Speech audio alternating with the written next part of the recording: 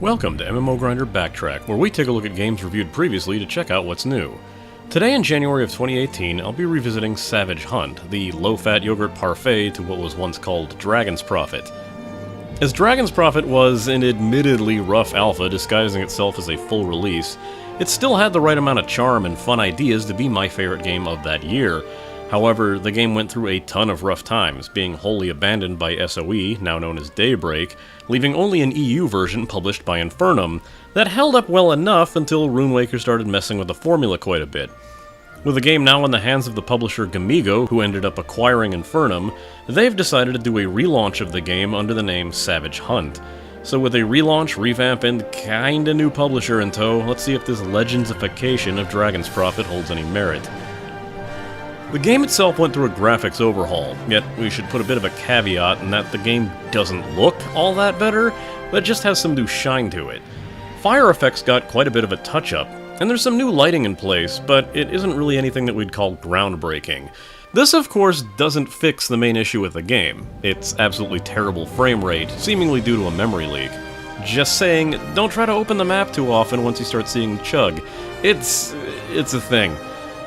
Sure, we don't have people outright sinking into the floor nearly as much as in the original game, nor rolling around on the ground while attacking, or doing the seated tit wiggle, but they didn't exactly fix the game. Sound effects are kinda everywhere, stock, but they can be impactful. Though volume does tend to be all over the place, and there are certain issues that come about that you'd think someone would have thought through first.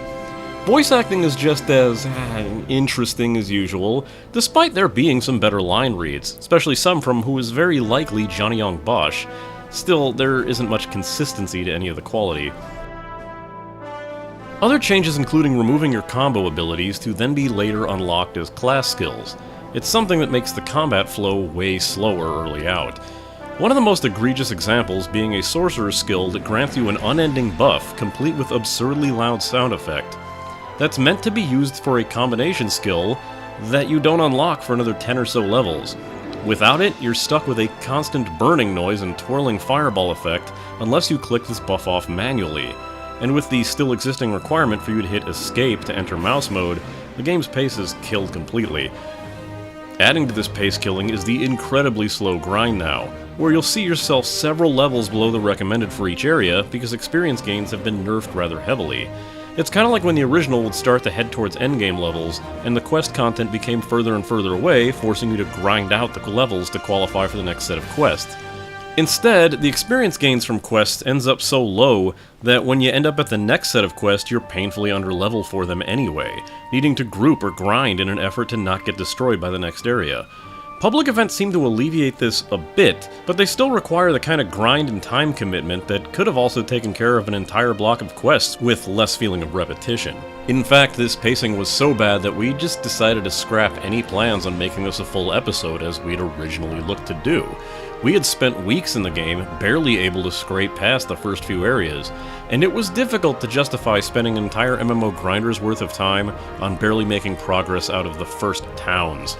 It wasn't worth the time commitment, and this backtrack is basically what's left of that effort. Community certainly hasn't made much in the way of improvements, with the tried-and-true tagging system furthering the FYGM attitude of the overly dense enemy grind, especially seen in the event quests. Population seems to have taken a fast and hard hit, and the slight population boost that was seen ended up with some rather racially charged names that the chat filters surprisingly didn't bother to catch. It's a gamble enough to try to scramble a way to block and remove such names like that. The cash shop is still your way to obtain a few alleviators, especially in the way of inventory space, as it's almost constantly filled up with endless varieties of crafting mats, quest items, and quest rewards, all taking up the precious few slots that you get. You'll see these get filled up faster than you can handle, forcing tons of item triage out in the field, or overly frequent stops to the bank and shop to sell off the tons of junk you'd get heaped on you. Of course, the slots for both inventory and dragons is tied to cash, and while you get the burden lessened slightly with a row of spaces for your items at certain levels, there doesn't seem to be a way to get more dragon slots without paying, and in a game that's all about collecting dragons, that's a bit of a downer. Granted, that was also in the original game. What is nice is a new system that allows some very interesting dragons that used to be confined only to the cash shop to now be granted to the players as rewards for completing dungeons.